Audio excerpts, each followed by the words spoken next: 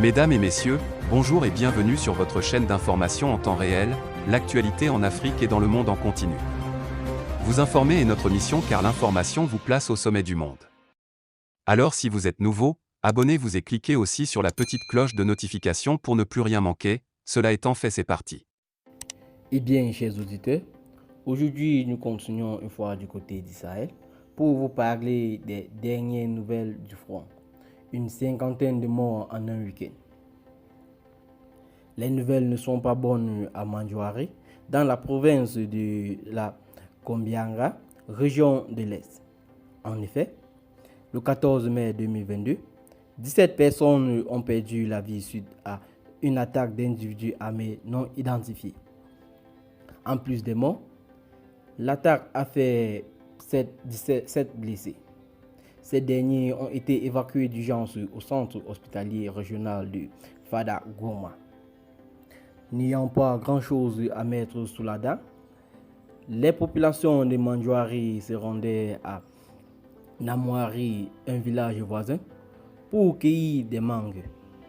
C'est sur la route de cette bourgade qui regorge des vergers de 17 personnes trouveront la mort. Pourtant, elle pensait être en sécurité parce qu'elle avait pris le soin de se faire escorter par des volontaires pour la défense de la patrie, VDP. Les informations qui nous parviennent du Sahel sont aussi funestes.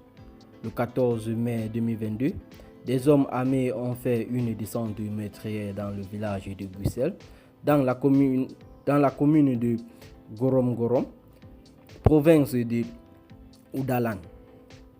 Cette attaque a été perpétrée à quelques kilomètres de la mine d'or du Isaken. Le bilan provisoire fait cas de 10 civils tués, dont une femme. L'assaut n'a pas été sans conséquences sur les ménages. En effet, plusieurs habitants ont été saccagés. De nombreuses sources s'accordent à dire que l'attaque de Gusen est une expédition punitive des forces du mal qui ont subi quelques jours auparavant une opération au cours du pont des VDP de la localité. Les individus armés non identifiés ne cessent de montrer à souhait qu'ils sont sans foi ni loi. Tenez-vous bien, le week-end écoulé, ils ont attaqué un véhicule de 10 tonnes qui quittait le marché de Tassiala dans la province de Bankwa, région de la boucle de Moun, pour Solenzo. Les roues avant du véhicule avaient subi plusieurs tirs. Les mastodontes très changés a malheureusement fait tonneau.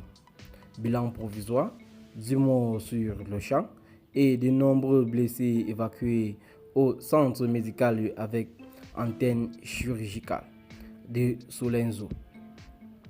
Bouclons la liste macabre de ce week-end par l'attaque simultanée du poste de police et du poste de gendarmerie de Faramana, province du Ouest, dans les Hauts-Bassins, le dimanche 15 mai 2022. L'attaque a été perpétrée par des individus armés non identifiés et des patrons miniers.